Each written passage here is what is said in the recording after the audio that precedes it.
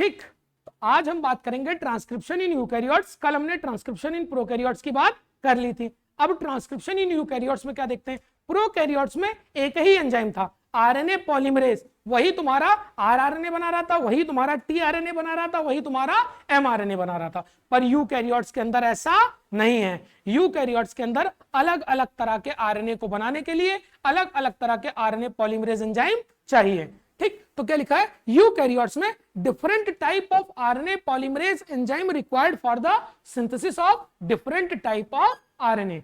जैसे कि आपको पता है एमआरएनए होता है, मैं आपको बहुत सारे आरएनए के नाम बता रहा हूं। एक होता है एमआरएनए, एमआरएनए मतलब मैसेंजर आरएनए, आरआरएनए का मतलब राइबोसोमल आरएनए, टीआरएनए का मतलब ट्रांसफर आरएनए, एचएनआरएनए का मतलब हेटेरोन्यूक्लियर आरएनए। मेरी बात सुनना, एचएनआरएनए का मतलब हेटेरोन्यूक्लियर आरएनए, और हेटेरोन्यूक्लियर आरएनए चल के एमआरएनए बनाता है। एचएनआरएनए का मतलब हेटेरोन्यूक्लियर आरएनए, एससीआरएनए का मतलब स्मॉल साइटोप्लाज्मिक आरएनए, एसएनआरएनए का मतलब स्मॉल न्यूक्लियर आरएनए। बात समझ में आ रही कि नहीं? तो आप बस नाम पे जाना, अलग अलग तरह के हमारे आरएनए होते हैं और वो अलग अलग तरह से काम करते हैं। एसएनआरएनए ठीक क्या आगे चल के काम करेगा मैं आपको बताऊंगा। ठीक, तो सबसे पहले हम देखते हैं हमारे पास कितने तरह के आरएनए पॉलीमरेज है? 3। प्रोकैरियोट्स में कितने तरह का? 1। यूकैरियोट्स में 3। ठीक, तो कौन कौन से होते हैं? RNA polymerase first, RNA polymerase second, RNA polymerase third. RNA polymerase first क्या बनाता है? आरआरएनए। आरएनए पॉलीमरेज फर्स्ट क्या बनाता है? आरआरएनए। और आरआरएनए की कौन सी सब यूनिट? 8.5.8s, 18s और 28s। एस का मतलब कुछ समझ में आ रहा है क्या है? ये सेडबर्ग यूनिट। ठीक, अगर मैं बात करूं तो राइबोसोम कितने तरह के होते हैं? 2। कौन कौन से? 70 और 80। 70 की यूनिट 50 और 30, 80 की 60 और 40। अब मान लो जो 60 है उसके भी तो कुछ सब यूनिट्स होती थी, मैंने आपको लिखाया सेल चैप्टर में। ठीक, तो अलग अलग सब यूनिट्स के नाम है, 5.8, 18s और 28s। तो आप याद रखो कि जितने भी आरआरएनए, अपने मैं आपको बता रहा हूं, जितने भी आरआरएनए, मैक्सिमम आरआरएनए कौन कौन बनाता है? RNA polymerase first, except 5s RNA. 5s RNA को कौन बनाएगा? RNA polymerase third. मेरी दिमाग में बात सुनना कि जितने भी राइबोसोमल आरएनए हैं, यानी कि जितने भी आरआरएनए हैं आपके, सारे के सारे आरआरएनए को कौन बनाता है? आपका RNA polymerase first, except 5s RNA. 5s RNA को कौन बनेगा? RNA polymerase third. सवाल पूछा गया है, दिमाग में बात रखना।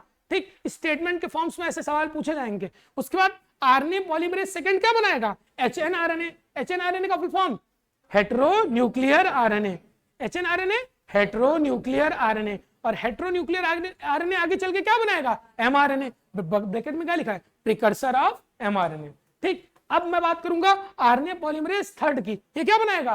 TRNA, 5s RNA, scRNA, snRNA. SC का मतलब स्मॉल साइटोप्लाज्मिक, एसएन का मतलब स्मॉल न्यूक्लियर। क्लियर है कि नहीं? तो मैं आपसे पूछता जाता हूं, आप बताते जाना। आरएनए पॉलीमरेज फर्स्ट क्या बनाएगा? RRNA, accept 5s। 5s को कौन बनाएगा? RNA polymerase third. अगर मैं बात करूंगा आरएनए पॉलीमरेज सेकंड क्या बनाएगा? एचएनआरएनए। एचएनआरएनए आगे चल के क्या बनाएगा? एमआरएनए। ठीक, अगर मैं बात करूंगा आरएनए पॉलीमरेज थर्ड की, तो क्या बनाएगा? टीआरएनए और 5s और एससी और एसएन। क्लियर है कि नहीं? तो ये अलग अलग तरह के आपके क्या है? ये आरएनए पॉलीमरेज एंजाइम, और ये अलग अलग तरह के आरएनए पॉलीमरेज एंजाइम अलग अलग तरह का रिएक्शन करेंगे। ठीक, आपने जो चीजें उसमें देखी, ठीक, जैसे सेम टू सेम प्रोकैरियोटिक में ट्रांसक्रिप्शन होता है, जैसे सेम टू सेम प्रोकैरियोटिक में ट्रांसक्रिप्शन होता है, वैसा ही सेम टू सेम ट्रांसक्रिप्शन किसमें होता है? यूकैरियोट्स के अंदर। प्रोकैरियोटिक सेल के अंदर जैसा ट्रांसक्रिप्शन होता है, वैसा ही ट्रांसक्रिप्शन किसके अंदर होता है? यूकैरियोट्स के अंदर। आरएनए पॉलीमरेज सिग्मा फैक्टर आया, ट्रांसक्रिप्शन शुरू हुआ, ट्रांसक्रिप्शन को टर्मिनेट कौन करेगा? Rho factor. Same to same वहां पर क्या बनता था? आपका आरएनए, और वो आरएनए कुछ भी हो सकता था, आरआरएनए, टीआरएनए और एमआरएनए। यहां पर जब ट्रांसक्रिप्शन होती है तो क्या बनता है? एचएनआरएनए। क्या बनता है? एचएनआरएनए। आप सुनते जाना सारी बातें। ठीक, मेरी बात समझना। ठीक, हमारी ये सेल है, सेल के अंदर क्या है? न्यूक्लियस। सेल के अंदर क्या है? न्यूक्लियस। न्यूक्लियस के अंदर क्या है? डीएनए के स्ट्रैंड्स। न्यूक्लियस के अंदर क्या है? डीएनए के स्ट्रैंड्स। न्यूक्लियस के अंदर क्या हो रहा है? ट्रांसक्रिप्शन। क्या हो रहा है? ट्रांसक्रिप्शन। अच्छा, मेरे पास जितना डीएनए, सारा का सारा डीएनए कुछ ना कुछ बनाता है कि नहीं? कोई जरूरी नहीं है। हमारा जितना भी डीएनए का पोर्शन है वो कुछ ना कुछ चीजों के लिए कोड करे, ये जरूरी नहीं है। हमारे डीएनए के स्ट्रैंड में कुछ कोडिंग कंपोनेंट होते हैं, कुछ नॉन कोडिंग कंपोनेंट होते हैं। मेरी बात समझते रहना, हमारे डीएनए के अंदर सारे के सारे कंपोनेंट कोडिंग नहीं होते, कुछ कोडिंग होते हैं, कुछ नॉन कोडिंग। अब मेरी बात समझ में आना, इस ये जो हमारा डबल स्ट्रैंडेड डीएनए था, इससे हमारा बन गया ट्रांसक्रिप्शन हुआ, ट्रांसक्रिप्शन हुआ, और ट्रांसक्रिप्शन से क्या बन जाएगा? एचएनआरएनए। क्या बन जाएगा? एचएनआरएनए। समझते जाना, ट्रांसक्रिप्शन हुआ तो क्या बना? एचएनआरएनए। किसके कंडीशन में? यूकैरियोट्स। यूकैरियोट्स के अंदर क्या बना? एचएनआरएनए। और इस एचएनआरएनए के अंदर कुछ कोडिंग सीक्वेंस होगा, ठीक, और कुछ नॉन कोडिंग सीक्वेंस होगा, फिर कुछ कोडिंग होगा, फिर कुछ नॉन कोडिंग होगा, coding non coding, coding non coding. तो जो एचएनआरएनए बना उसके अंदर क्या मौजूद होता है? आपका कोडिंग सीक्वेंस भी होता है और नॉन कोडिंग सीक्वेंस भी होता है। तो कोडिंग सीक्वेंस को हम लोग क्या बोलते हैं? एक्सॉन। कोडिंग सीक्वेंस को क्या बोलते हैं? Exon, exon. और नॉन कोडिंग को क्या बोलते हैं? इंट्रॉन। क्या बोलते हैं? इंट्रॉन। ऐसे अगर आपको याद ना करा तो याद रख लेना, इन मतलब इनहिबिटरी। इनहिबिटरी क्या होते हैं? इंट्रॉन्स।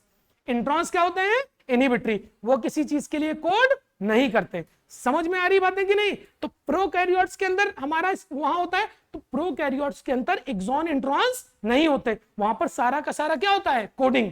वहां पर एक्सॉन इंट्रॉन्स की हम बात नहीं करते। यूकैरियोट्स के अंदर हम किसकी बात करेंगे? एक्सॉन और इंट्रॉन्स। तो यूकैरियोटिक सेल के अंदर न्यूक्लियस था, न्यूक्लियस के अंदर ट्रांसक्रिप्शन हुआ, क्या बना? एचएनआरएनए। एचएनआरएनए के अंदर क्या था? कोडिंग सीक्वेंस और नॉन कोडिंग सीक्वेंस। कोडिंग और नॉन कोडिंग दोनों। कोडिंग वाले को क्या बोलते हैं? एक्सॉन, और नॉन कोडिंग को इंट्रॉन। अब मैं बात बताऊं, अगर मैं इसको बाहर निकाल देता न्यूक्लियस के, न्यूक्लियस के बाहर एचएनआरएनए कैसे आएगा? न्यूक्लियस के बाहर किसके आएगा? Nuclear pore. किसके थ्रू आएगा? Nuclear pore. पढ़ा है कभी? न्यूक्लियर पोर होता है, साइज क्या होता है? 10 से 50 नैनोमीटर या एंगस्ट्रॉम, ऐसे कुछ होता है, याद आया कि नहीं?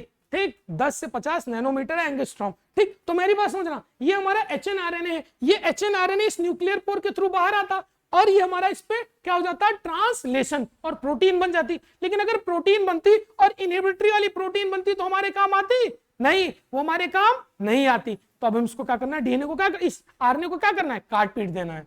आरएनए को काटने पीटने को क्या बोलते हैं? स्प्लाइसिंग। तो हमको क्या करना पड़ेगा? स्प्लाइसिंग करनी पड़ेगी, कैपिंग करनी पड़ेगी, टेलिंग करनी पड़ेगी। यानी कि अब ये जो हमारा एचएनआरएनए, हम इसको क्या करेंगे? काटेंगे पीटेंगे, और काटने पीटने वाली प्रोसेस मैं आपको बता रहा हूं। तो इतनी बातें क्लियर है कि नहीं? ठीक, तो अब हम आगे की बातें करते हैं। ठीक, तो देखो, हमारा डीएनए का स्ट्रैंड था, ट्रांसक्रिप्शन हुआ, हमारा एचएनआरएनए बना। एचएनआरएनए में एक्सॉन्स भी था और इंट्रॉन्स भी था। एक्सॉन्स कैसे? कोडिंग पार्ट है, और इंट्रॉन्स क्या है? Non coding. ठीक, अब मेरी बात समझ में आना। ठीक, जो ये हमारा एचएनआरएनए है, इस पे क्या लग जाती है? कैप, और क्या लग जाती है? टेल। क्या लग जाती है? कैप, और क्या लग जाती है? टेल। कैप किस एंड पे लगती है? 5th, और टेल किस एंड पे लगती है? 3। कैप किसकी लगती है तुम्हारा? 7 मिथाइल ग्वानिन। किसकी कैप लगती है? 7 मिथाइल ग्वानिन। और टेल किसकी लगती है? Poly A tell. ए मतलब क्या है? एडेनिन। A for adenine. तो पॉली एडिनाइल टेल क्या लगता है? Poly adenyl tail. अब ऐसा क्यों होता है मैं आपको बता रहा हूं।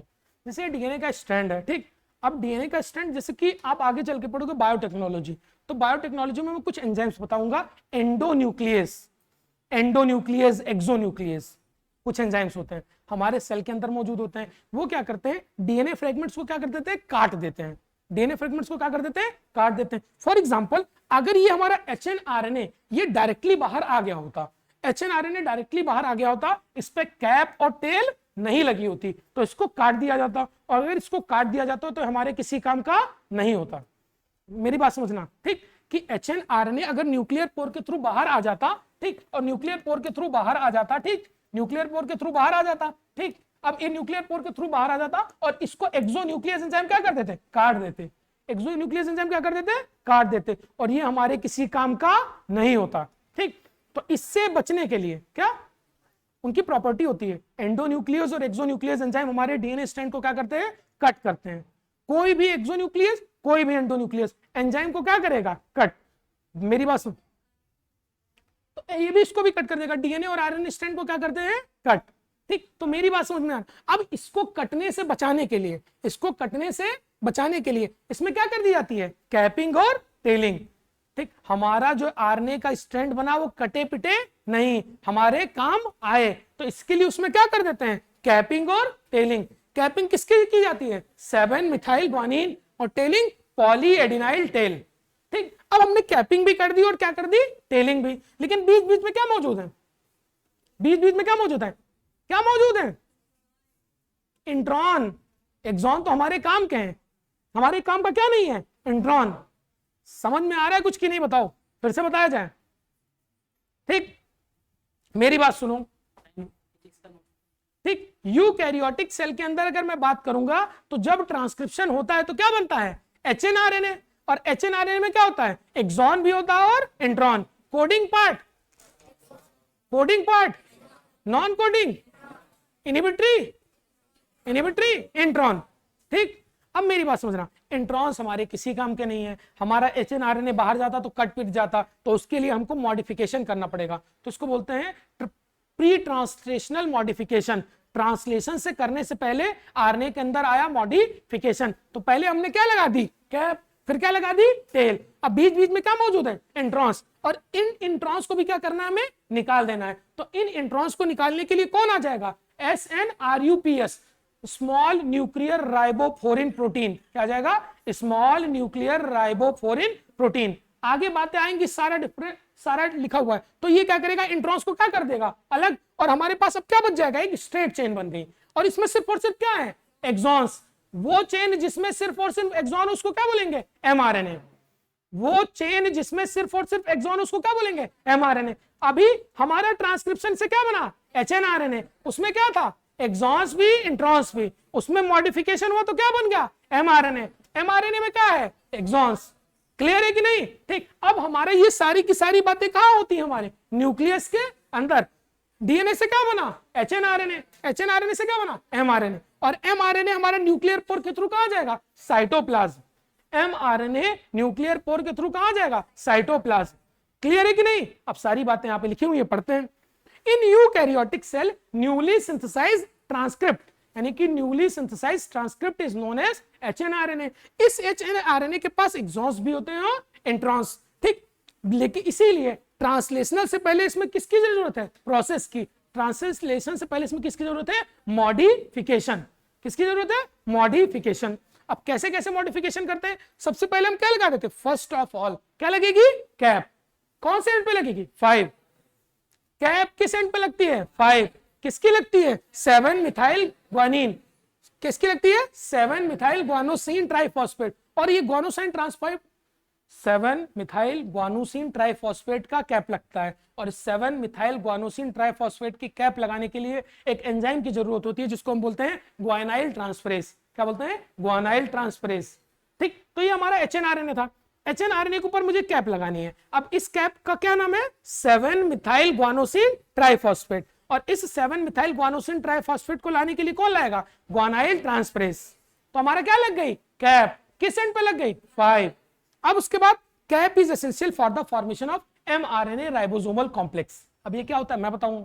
ठीक, जब आप ट्रांसलेशन पढ़ेंगे, ठीक, तो ट्रांसलेशन से पहले ट्रांसलेशन में क्या बनना है, एमआरएनए से क्या बननी है, प्रोटीन। अब ट्रांसलेशन में एमआरएनए से प्रोटीन बननी है, तो ऊपर भी राइबोसोम लगता है, नीचे भी राइबोसोम लगता है। अभी मैं आपको बताऊंगा, ऊपर भी राइबोसोम लगेगा, नीचे भी राइबोसोम लगेगा, और ये राइबोसोम आगे बढ़ता जाएगा और हमारी प्रोटीन बनती जाएगी। मेरी बात समझना। ठीक, जैसे जैसे हम आगे बढ़ते रहेंगे तो क्या हो जाएगा कि जब हम ट्रांसलेशन करेंगे तो ट्रांसलेशन में राइबोसोम आके जुड़ेगा। तो राइबोसोम को जुड़ने के लिए, राइबोसोम को जुड़ने से फैसिलिटेट करने के लिए उसमें किसकी जरूरत होती है, हमारी कैप की। तो कैप राइबोसोम से जुड़ने के काम आएगी। 10 मिनट रुको, वो सारी चीजें भी आपको क्लियर हो जाएंगी। ठीक, addition of polynucleotide occurs towards 3 end. तो टेल किस एंड पे है, 3। किसकी टेल है, पॉलीएडिनाइल टेल। किसकी टेल, पॉलीएडिनाइल टेल। 200 से 300 न्यूक्लियोटाइड लग जाते हैं। ठीक, अब उसके आगे की बात करते हैं। ठीक, और उसके आगे की बात करते हैं कि सारे के सारे इंट्रॉन्स को हम कैसे रिमूव करेंगे। All the introns are removed by, किसके मदद से रिमूव होते हैं हमारा SNRNA, स्मॉल न्यूक्लियर आरएनए, और उसके साथ साथ किससे होते हैं SNRUPS, small nuclear ribo nuclear protein, small nuclear ribo nuclear protein. ठीक, तो मेरी बात समझना, इन दोनों की मदद से हमारे सारे के सारे इंट्रॉन्स भी क्या हो जाते हैं अलग। अब सारे के सारे इंट्रॉन्स हमारे अगर अलग हो जाएंगे तो हम क्या देखेंगे, ऑल द एग्जॉन्स हम साथ में जोड़ देंगे और सारे के सारे एग्जॉन्स जुड़ जाएंगे और हमारा क्या बन जाएगा mRNA। सारे के सारे हमारे एग्जॉन्स जुड़ जाएंगे और क्या बन जाएगा mRNA। ठीक, तो removal of introns and binding of exons is known as splicing. Complete process occur in nucleus, after processing it is known as messenger RNA. तो HNRNA में सारी प्रोसेसिंग के बाद क्या बन गया वो मैसेंजर आरएनए, और मैसेंजर आरएनए बनने के बाद ये हमारा साइटोप्लाज्म में किसके थ्रू ट्रांसफर कर दिया गया, न्यूक्लियर पोर, और ये अब किसके लिए रेडी है, ट्रांसलेशन। ट्रांसक्रिप्शन यूकैरियोट में क्लियर है। ठीक, मैं आपको एक बार और बताता हूं और आप लोग मुझे सारे पॉइंट्स बताते रहेंगे। ठीक, चलो हाँ, तो उस पर कैपिंग और टेलिंग हो रखी है, अब उसको कट क्यों करेगा, उस पर कैपिंग और टेलिंग हो रखी है। तो अब हमारे इंट्रॉन्स का काम नहीं, तो इंट्रॉन्स को भी तो कट करना पड़ेगा। तो जिस चीज की हमें जरूरत है, हमें पूरी तरह से कंप्लीट प्रोसेस्ड चाहिए। ठीक, अगर हम इंट्रॉन्स को लगे रहते ही बाहर निकाल देते, कैपिंग टेलिंग हो गई थी, तो भले ही उसको कट नहीं करता, लेकिन इंट्रॉन्स का हमारे पास काम नहीं था, तो उससे प्रोटीन नहीं बनती, तो हमारी प्रोटीन सही से नहीं बन पाती। ठीक, अब मेरी बात समझना। ठीक, हम फिर से शुरुआत करते हैं, कहां पर, हमारा ये है सेल, ये क्या है न्यूक्लियस। ठीक, सेल है, न्यूक्लियस है, हमारा क्या है double standard DNA. Double standard DNA से क्या बनता है आपका HNRNA। क्या बनता है HNRNA। अब HNRNA में क्या होता है, कोडिंग और non coding, coding non coding, coding और नॉन कोडिंग।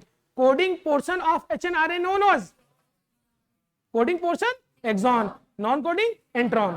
ठीक, अब मेरी बात समझना, HNRNA अगर बाहर आता तो इसको काट पीट दिया जाता, तो इसको काटा पीटा ना जाए, तो सबसे पहले इसमें क्या लग जाती है, कैप। क्या लग जाती है, कैप। कौन से एंड में, 5, किसकी, 7 मिथाइल ग्वानोसिन ट्राइफॉस्फेट। क्या, 7 मिथाइल ग्वानोसिन ट्राइफॉस्फेट। किस एंजाइम्स की मदद से, ग्वानाइल ट्रांसफरेज। किसकी मदद से, ग्वानाइल ट्रांसफरेज। दूसरे स्टेप में क्या लगता है आपका, टेल। किसकी टेल, पॉली एडिनाइल टेल। क्या हो जाती है, पॉली एडिनाइल टेल। कितने न्यूक्लियोटाइड, 200 से 300। ठीक, तो हमारी कैप लग गई और क्या लग गई, टेल। तो मैं आपकी कैप और टेल इसमें लगा दे रहा हूं, ये आपका हो जाएगा कैप लग गई, और ये हमारी क्या लग गई, टेल।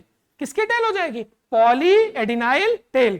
ठीक, तो हमारी कैपिंग और टेलिंग हो गई। अब ये हमारा बाहर जाएगा, तो इसको हमारे जो हमारे एक्सोन्यूक्लियस एंडोन्यूक्लियस इसको कट नहीं कर पाएंगे, एक्सोन्यूक्लियस और एंडोन्यूक्लियस इसको कट नहीं कर पाएंगे। अब इसमें क्या बात होगी, अब बीच बीच में क्या लगे हुए हैं आपके, क्या लगे हैं, introns.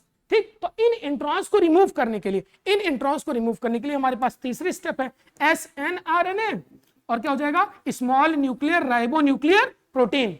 Small nuclear ribo nuclear protein, ये दोनों क्या करेंगे, स्प्लाइसिंग। क्या करेंगे, स्प्लाइसिंग। ठीक, तो आप सीक्वेंस याद रखना, सबसे पहले क्या होती है, कैपिंग, फिर क्या होती है, टेलिंग, फिर क्या होती है, स्प्लाइसिंग, और हमारा HNRNA अब क्या बन जाएगा, mRNA। HNRNA क्या बन गया, mRNA, mRNA। और mRNA कहां चलाएगा, साइटोप्लाज्म से न्यूक्लियस। सारी चीजें क्लियर है कि नहीं। अब हमारा mRNA न्यूक्लियस में आ चुका है, किसके लिए रेडी है, ट्रांसलेशन। ट्रांसलेशन में क्या बनता है, प्रोटीन। प्रोटीन किसकी मदद से बनती है, अमीनो एसिड। प्रोटीन किसकी मदद से बनती है, अमीनो एसिड। और अमीनो एसिड कैसे जुड़ेंगे, किसके, अब मेरी बात समझना, ये mRNA बाहर आ गया हुआ है, अब mRNA के ऊपर कोई सीक्वेंस होगा ATGC का, है नहीं। mRNA के ऊपर क्या सीक्वेंस होगा, ATGC का कोई सीक्वेंस होगा। अब इस ATGC के सीक्वेंस के बेसिस पे यहां पर आगे क्या लगेंगे, क्या लगेंगे, यहां पर अमीनो एसिड। क्या लगेंगे यहां पर आके, अमीनो एसिड। और जिस सीक्वेंस में हमारा mRNA होता है, उसी सीक्वेंस में अमीनो एसिड लग जाएगा और हमारी प्रोटीन बन जाएगी। बोलो, स्प्लाइसिंग का मतलब काटना और जोड़ना। स्प्लाइसिंग का मतलब क्या है, काटना और जोड़ना। किसको काटा गया, आपका नॉन कोडिंग वाले को। किसको काट दिया गया, नॉन कोडिंग। और किसको जोड़ा गया, कोडिंग वाले को। तो नॉन कोडिंग वाले को क्या कर देना, कट कर देना, और कोडिंग वालों को क्या कर देना, जोड़ देना। क्या कहलाएगा, स्प्लाइसिंग। ठीक, कोई डाउट, यहां तक क्लियर है, क्या डाउट है, स्प्लाइसिंग के बाद क्या होगा, स्प्लाइसिंग के बाद क्या होगा कि हमारा ये जो हमारा एक्सॉन्स है आपस में क्या हो जाएंगे, जुड़ जाएंगे। एक्सॉन्स को जोड़ने के लिए किसकी जरूरत हो सकती है, लाइगेज की। किसकी जरूरत हो सकती है, लाइगेज। जहां पर डीएनए को तो जोड़ना है क्या हो जाएगा, लाइगेज। तो हमारा क्या बन जाएगा, एमआरएनए। और एमआरएनए कहां जाएगा, न्यूक्लियर पोर से बाहर। और आगे किसके लिए रेडी हो जाएगा, ट्रांसलेशन। किसके लिए, ट्रांसलेशन। ट्रांसलेशन में क्या होगा ये हम आगे बातें बताएंगे। ट्रांसलेशन किसकी प्रोसेस है, प्रोटीन की। प्रोटीन बनने के लिए, अब प्रोटीन बनने के लिए हमें किसकी जरूरत है, अमीनो एसिड। अब अमीनो एसिड के लिए कौन क्या हो जाएंगे, कोडॉन्स। हमारे पास क्या हो जाएंगे, अमीनो एसिड के लिए कोडॉन्स। अब हम पढ़ेंगे जेनेटिक कोड। इसके बारे में हम पिछले चैप्टर में भी डिस्कस कर चुके हैं, हाँ या नहीं, ठीक। तो अब हम आगे बात करते हैं जेनेटिक कोड। यहां तक सारी चीजें क्लियर है कि नहीं। तो आपने अभी तक क्या देखा, आपने देखा, हमने पढ़ा डीएनए के बारे में पढ़ा। डीएनए के बारे में पढ़ने के बाद हमने पढ़ा रिप्लिकेशन के बारे में। रिप्लिकेशन के बाद किसमें पढ़ा, ट्रांसक्रिप्शन।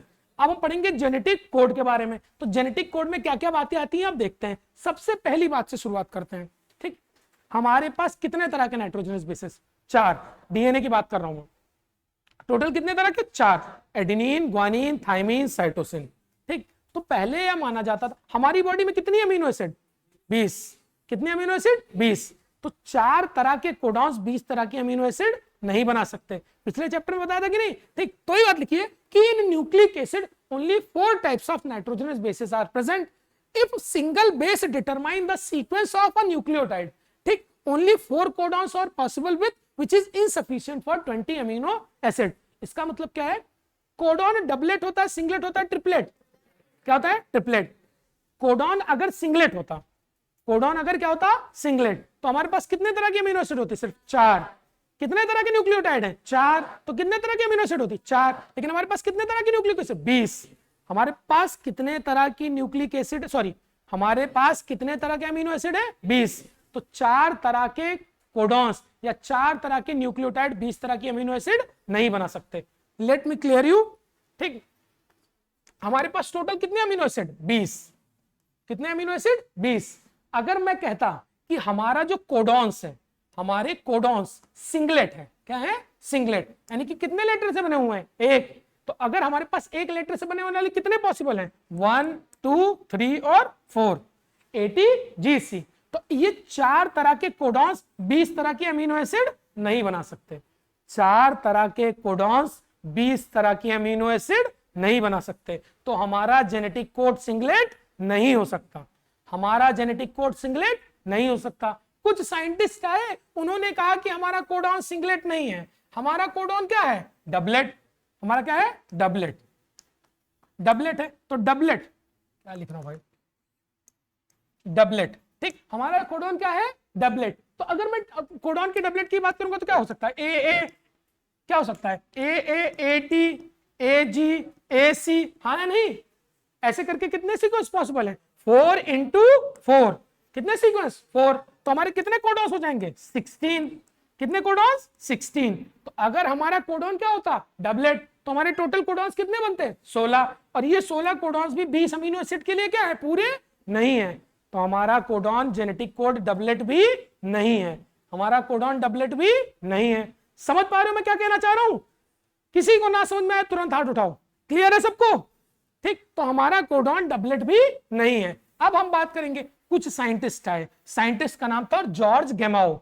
साइंटिस्ट थे जॉर्ज गेमाओ। जॉर्ज गेमाओ ने कहा कि हमारा जो जेनेटिक कोड है वो क्या है, ट्रिपलेट। हमारा जेनेटिक कोड क्या है, ट्रिपलेट। ट्रिपलेट। अब ट्रिपलेट में कितनी पॉसिबिलिटीज है, ए हो सकता है, AAT हो सकता है, AAG हो सकता है, AAC हो सकता है। तो ऐसे कैसे पॉसिबल है, 4 into 4 into 4। टोटल कितने सीक्वेंस, 64। कितने सीक्वेंस, 64। अब जॉर्ज गेमाउ कहते हैं कि हमारा जेनेटिक कोड ट्रिपलेट है, और इस ट्रिपलेट होने की वजह से हमारे पास कितने कोडॉन्स बन सकते हैं, 64। कितने कोडॉन्स, 64। और ये 64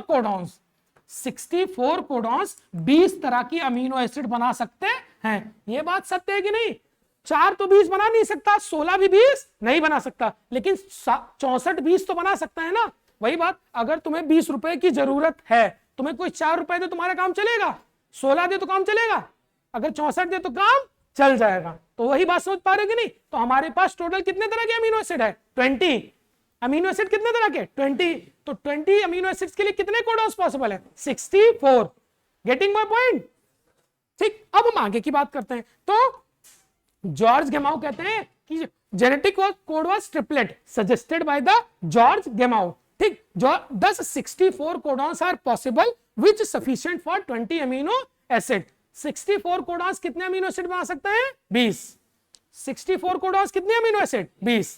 ठीक, अब हम इन सारे, अब जेनेटिक कोड ट्रिपलेट है। ठीक, जेनेटिक कोड ट्रिपलेट है, इसको बता दिया था जॉर्ज गेमाउ ने। इसको प्रूव करने के लिए 2 साइंटिस्ट आए। ठीक है, एक नीरेनबर्ग थे और एक इंडिया के बहुत famous scientist Hargobind Khorana, HG Khorana. ठीक, तो it important discoveries taken place by the experiments of Nirenberg and Matthaei and HG Khorana. तो एचजी खुराना ने क्या किया? एचजी खुराना ने क्या किया? It is possible after artificial synthesis of homopolymer and copolymer. ठीक, तो मेरी बात समझना, हमारे न्यूक्लियस के अंदर ही ये न्यूक्लियोटाइड जुड़ पाते थे, हमारे न्यूक्लियस के अंदर ही एमआरएनए बन पाता था। ठीक, तो साइंटिस्ट ने, एक साइंटिस्ट थे सेवरो ओकोवा, ये साइंटिस्ट का नाम है, साइंटिस्ट के नेम पर ही एंजाइम का नाम दिया गया है। एक साइंटिस्ट थे सेवरो ओकोवा। तो सेवरो ओकोवा साइंटिस्ट ने एक एंजाइम बनाया, तो उन्होंने उस एंजाइम का भी नाम क्या दे दिया? सेवरो ओकोवा। तो सेवरो ओकोवा एंजाइम क्या करता था? हमारे आर्टिफिशियल लैब में हमारे न्यूक्लियोटाइड को क्या कर देता था? जोड़ देता था। मेरी बात समझना, अभी तक हमारे जो पुराने जमाने में था कि हमारे न्यूक्लियस के अंदर ही न्यूक्लियोटाइड जुड़ सकते थे, न्यूक्लियस के अंदर वहां एंजाइम की मदद से ही न्यूक्लियोटाइड जुड़ सकते थे, हमारे आर्टिफिशियली न्यूक्लियोटाइड को जोड़ नहीं सकते थे। पर एक साइंटिस्ट है सेवरो ओकोवा, उन्होंने एंजाइम बना दिया। क्या बना दिया? सेवरो ओकोवा। तो सेवरो ओकोवा एंजाइम क्या कर देता था? न्यूक्लियोटाइड को क्या कर देता था? जोड़ देता था। अब न्यूक्लियोटाइड को जोड़ के क्या बनाता था? होमोपॉलीमर और कोपॉलीमर। होमोपॉलीमर का क्या मतलब है? एक तरह के न्यूक्लियोटाइड से बना दिया गया पॉलीमर। जैसे कि मैंने बना दिया, तो इसमें adenine adenine adenine adenine adenine ही है, सब में क्या है? एडेनिन एडेनिन, सब में क्या है? थाइमीन थाइमीन, सब में क्या है? ग्वानिन ग्वानिन, सब में क्या है? Cytosine cytosine. तो ये क्या हो जाएगा आपका? होमोपॉलीमर। क्या हो जाएगा? होमोपॉलीमर। अगर मैंने दूसरे तरह का बना दिया, जी सी जी सी जी सी करके ऐसे चेन बना दी, तो ये क्या हो जाएगा? कोपॉलीमर।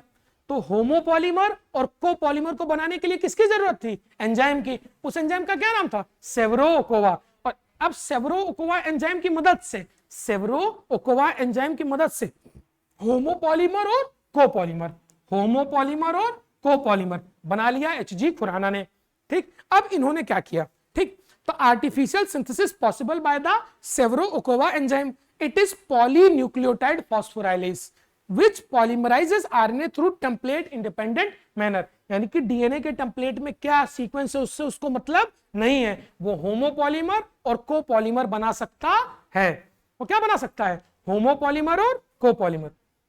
ठीक, तो सेवरो ओकोवा एंजाइम आया, सेवरो का एंजाइम्स की मदद से होमोपॉलीमर बने और कोपॉलीमर बने। अब होमोपॉलीमर बनाया गया सिस्टीन का, सॉरी होमोपॉलीमर किसका बनाया गया? यूरेसिल का। किसका पॉलीमर बनाया गया? यूरेसिल। तो सब यूरेसिल यूरेसिल यूरेसिल यूरेसिल ही होंगे। ठीक, तो यूरेसिल से अब कौन सी अमीनो एसिड जुड़ती है इसका पता लगाया गया। तो यूरेसिल से कौन सी अमीनो एसिड जुड़ती है? Phenyl alanine. ट्रिपल यू से क्या बनता है? Phenyl alanine.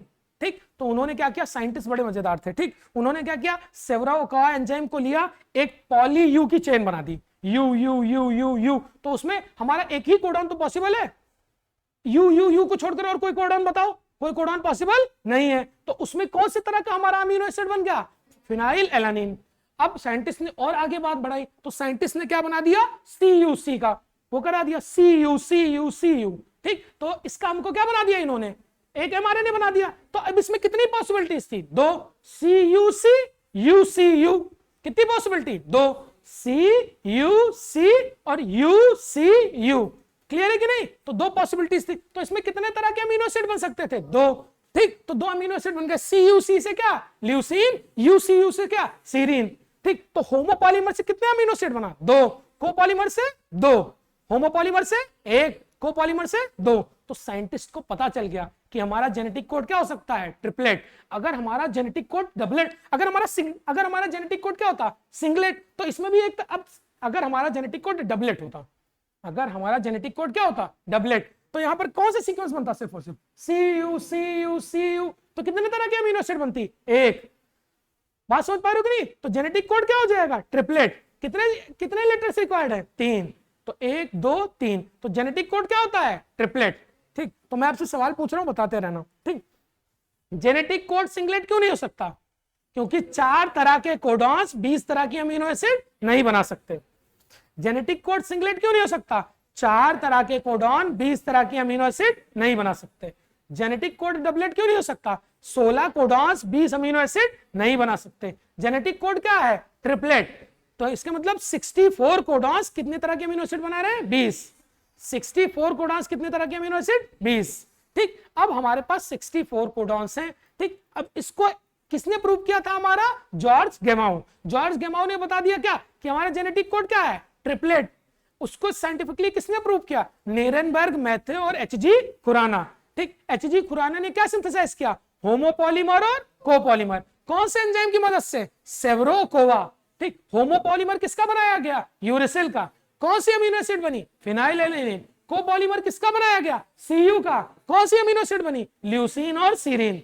क्लियर है कि नहीं? ठीक, आपको ये सारी चीजें याद करने की जरूरत नहीं है। जो याद करने की जरूरत है यहां पर लिखे हुए हैं। ठीक, ये आपको याद करना है। ठीक, कोडॉन्स AUG। AUG किसके लिए कोड करता है? मेथियोनिन। याद कर लेना, AUG क्या बनाता है? मेथियोनिन। AUG methionine. कभी भी बोल दूं AUG क्या बनाएगा? मेथियोनिन। ठीक, UAG, UGA और UAA ये क्या है? आपके स्टॉप कोडॉन। मैंने आपको पिछले चैप्टर में बताया हमारे पास टोटल कितने कोडॉन? 64।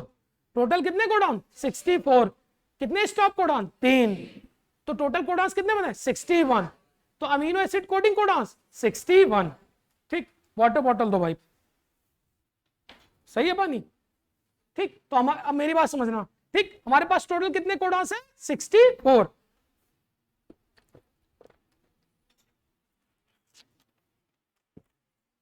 अब मेरी बात सुनते रहो। ठीक, अब हम आगे की बात करते हैं। तो हमारा इनिशिएटर कोडॉन क्या है? किसके लिए कोड करता है? मेथियोनिन। इनिशिएटर कोडॉन AUG किसके लिए कोड करेगा? Methionine. Stop codon UGA, UAG और UAA। ठीक, और ट्रिप्टोफैन कौन कोड करता है? UGG। UGG किसके लिए कोड करता है? ट्रिप्टोफैन। चलो याद कर लो। ट्रिपल U किसके लिए?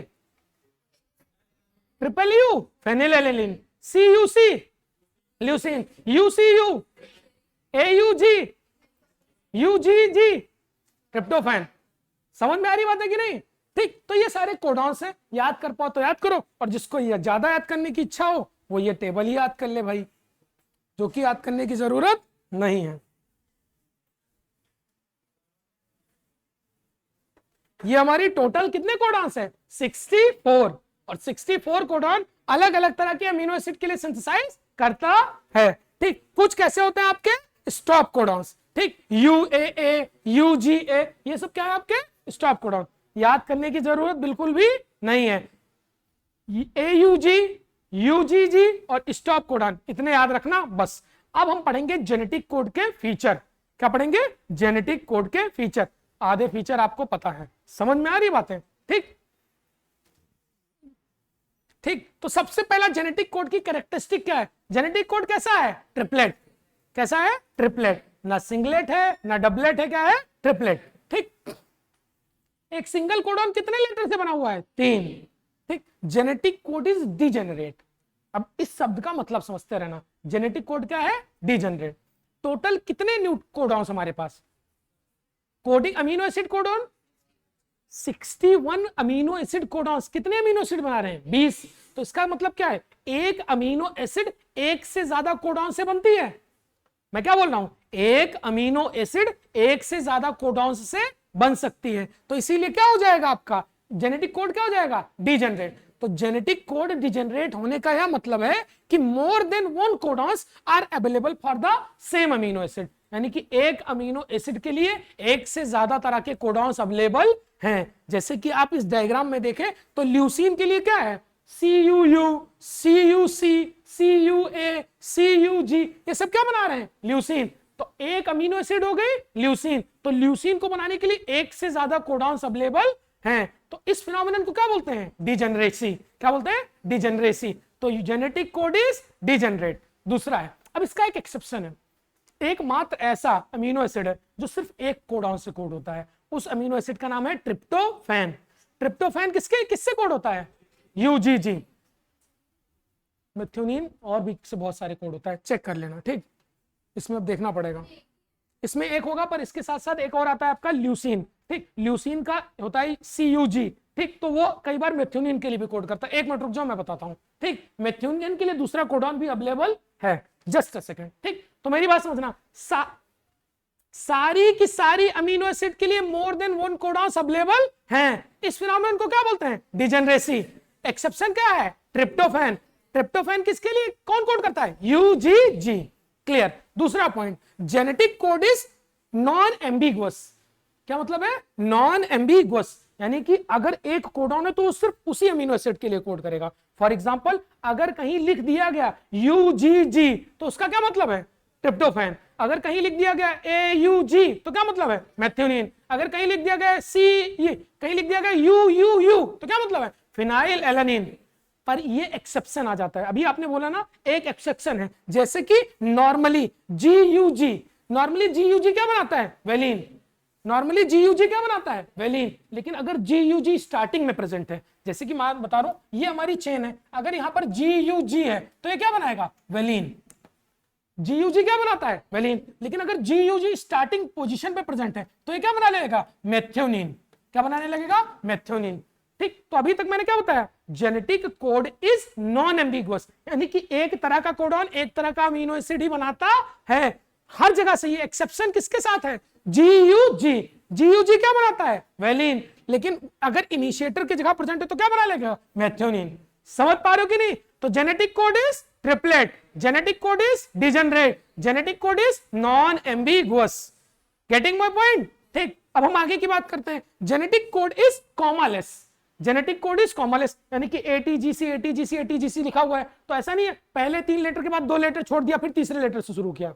मेरी बात समझना, जैसे कि genetic code is commaless, for example ATGC ऐसे सीक्वेंसिंग है हमारी, ठीक। अब मेरी बात समझना, ये 3 लेटर मान लो किसी चीज के लिए कोड कर दिए, ठीक। फिर ऐसा नहीं इसको छोड़ दिया जाएगा, यहां से शुरुआत की जाएगी। तो कॉमालेस का मतलब क्या है? 3 लेटर खत्म हुए फिर नेक्स्ट 3 लेटर फिर नेक्स्ट 3 लेटर, तो कहीं पर बीच में कहीं पर किसी चीज को छोड़ना नहीं है। ये क्या है? कॉमालेस। यहां पर कोई कॉमा नहीं लगा हुआ, ठीक। तो वही लिखा है कि genetic code is commaless. It means अगर पहले 3 लेटर कोई कोडॉन बता रहे हैं तो नेक्स्ट 3 लेटर भी दूसरा कोडॉन बनाएंगे। अगर पहले 3 लेटर कोई कोडॉन बना रहे हैं तो नेक्स्ट 3 लेटर भी कोडॉन बनाएंगे, बीच में बिना किसी लेटर को छोड़े हुए। तो पहला क्या हो जाएगा? Genetic code is triplet, genetic code is degenerate, genetic code is non ambiguous, genetic code is commaless, genetic code is non parallel या नॉन ओवरलैपिंग, ठीक। तो अब नॉन ओवरलैपिंग की बात करते हैं, जैसे कि हाँ क्यों रुकेगी? तुम कौन सी कोडॉन की बात कर रहे हो? GUG कहाँ स्टॉप?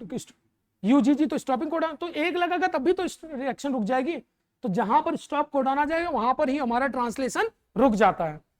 जहां पर हमें ट्रांसलेशन को रोकना होता है वहां पर क्या लगा होता है आपका? UGG, UAG, UGA, ठीक। तो ये सारे कोडॉन्स लगे हुए होते हैं। अब genetic code is non overlapping, इसका क्या मतलब है? जैसे कि AUG CUA, तो ये हमारा क्या हो जाएगा? Non overlapping. लेकिन ऐसा नहीं है AUG एक लेटर बनाना है फिर UGC एक लेटर बना रहा है तो इसमें ओवरलैपिंग भी नहीं होती, ना इसमें ओवरलैपिंग होती है ना इसमें कॉमा होता है। ये सारी बातें इसमें देखी नहीं जाती। अगली बात है, genetic code is nearly universal. Nearly क्यों लिखा हुआ है? ठीक, नियरली इसलिए लिखा हुआ है कि it means meaning of codon is always same in all living organism. यानी कि अगर AUG हमारे अंदर मेथियोनिन को बनाता है तो AUG कुत्ते के अंदर, AUG बिल्ली के अंदर, AUG टाइगर के अंदर, AUG गाय भैंस बकरी के अंदर, सबके अंदर क्या बनाएगा? मेथियोनिन। सबके अंदर क्या बनाएगा? मेथियोनिन। हमारे अंदर जो बनाता है पूरे सारे एनिमल के अंदर बनाएगा। इसका कुछ एक्सेप्शन माइटोकॉन्ड्रियल DNA में देखा गया है। क्या देखा गया आपको जानने की जरूरत नहीं है। एक्सेप्शन क्या हो जाएगा इसका? माइटोकॉन्ड्रियल, ठीक। इनिशिएटर एंड स्टॉप कोडॉन, हमारे कुछ इनिशिएटर कोडॉन होते हैं। इनिशिएटर कोडॉन का क्या नाम है? मेथियोनिन। मेथियोनिन किसके, मेथियोनिन को कौन कोड करता है? एयूजी। प्रोकैरियोट में अब दो चीजें हैं, प्रोकैरियोट में एयूजी कुछ अलग बनाएगा, यूकैरियोट में एयूजी कुछ अलग बनाएगा। प्रोकैरियोट में एयूजी क्या बनाता है? मेथियोनिन, सॉरी, प्रोकैरियोट में एयूजी क्या बनाएगा? फॉर्माइल मेथियोनिन, गलत लिखा है, फॉर्माइल मेथियोनिन। किसमें? प्रोकैरियोट में। और यूकैरियोट में मेथियोनिन। ठीक, तो मेथियोनिन का एक दूसरा रूप क्या हो जाता है? Formyl methionine. वो किसमें बनता है? प्रोकैरियोट। बताता हूं मैं सारे पॉइंट्स। सबसे पहला क्या है? हमारा जेनेटिक कोड क्या है? ट्रिपलेट। हमारा जेनेटिक कोड ट्रिपलेट, यानी कि 3 कोडॉन्स एक अमीनो एसिड बनाएंगे, यानी कि 3 लेटर का कोडॉन। 3 लेटर का कोडॉन क्या बनाएगा? Amino acid. दूसरा क्या हो जाएगा? Genetic code is degenerate. इसका मतलब क्या है? एक अमीनो एसिड के लिए मोर देन 1 टाइप ऑफ कोडॉन्स हैं। एक्सेप्शन किस क्या है? ट्रिप्टोफैन। ट्रिप्टोफैन के लिए एकमात्र हमारा कोडॉन है क्या? UGG. Genetic code is degenerate, यानी कि क्या मतलब है? एक कोडॉन एक तरह की अमीनो एसिड ही बनाता है। एक्सेप्शन किसका है? जीयूजी। जीयूजी नॉर्मली क्या बनाता है? वेलिन। लेकिन अगर स्टार्टिंग पॉइंट पे तो मेथियोनिन। ठीक, जेनेटिक कोड इज कॉमालेस, यानी कि पहला 3 लेटर कोड करेगा, उसके बाद 3 लेटर, उसके बाद 3 लेटर, इसमें कोई भी कॉमा नहीं लगेगा, इसमें कोई भी ओवरलैपिंग नहीं होगी। और जेनेटिक कोड कुछ स्टार्टर कोडॉन होता है, कुछ स्टॉप कोडॉन होता है, और genetic code is nearly universal. Exception कहां देखे जाते हैं? माइटोकॉन्ड्रिया। क्लियर सारी बातें कि नहीं? ठीक, तो ये हमारे जेनेटिक कोड की प्रॉपर्टीज हो गई। हाँ, AUG होगा, गलत लिखा है, AUG, यहाँ पर अमीनो एसिड लिखा हुआ है। ठीक, यहाँ पर लिखा होना चाहिए AUG इनिशिएटर कोडॉन होता है। AUG इनिशिएटर कोडॉन और किसके लिए कोड करता है? कौन सी अमीनो एसिड के लिए? मेथियोनिन। और मेथियोनिन किसमें? Eukaryote, formyl methionine, prokaryote. Clear है कि नहीं? ठीक, अब आती है वॉबेल हाइपोथेसिस। मैं यहां तक पढ़ाता हूं, फिर ब्रेक देते हैं आपको। ठीक, वॉबेल हाइपोथेसिस के साइंटिस्ट थे वॉबेल। ठीक, वो कहते हैं, उनका कहना था ये, ठीक, ये बात सत्य है नहीं सत्य पता नहीं, हाइपोथेसिस, हाइपोथेसिस का मतलब है कि चीज सत्य नहीं है। वो कहते थे कि अगर 2 लेटर मिल जाते हैं, जैसे कि AUG लिखा हुआ है, तो अगर कोई कोडॉन आया और AU मिल गया, तो तीसरे लेटर मिले ना मिले उसकी कोई जरूरत नहीं है। मेरी बात समझना, 2 लेटर अगर मिल गए तो तीसरा लेटर मिले ना मिले उसकी जरूरत नहीं है। ठीक, तो वायबल हाइपोथेसिस कहते हैं कि first 2 letter of the anti codon is paired with the mRNA। As a rule mismatching is possible at 3rd letter. ठीक, it provides the economic to the tRNA। अभी आके बताता हूं। ठीक, अभी थोड़ा ब्रेक लेते हैं, 10 मिनट का ब्रेक है, उसके बाद हम लोग वॉबेल हाइपोथेसिस से फिर से पढ़ेंगे। ट्रांसलेशन को आज कंप्लीट कर लेंगे। कल हमारा HGP बचेगा और आपका बचेगा DNA फिंगरप्रिंटिंग। ठीक,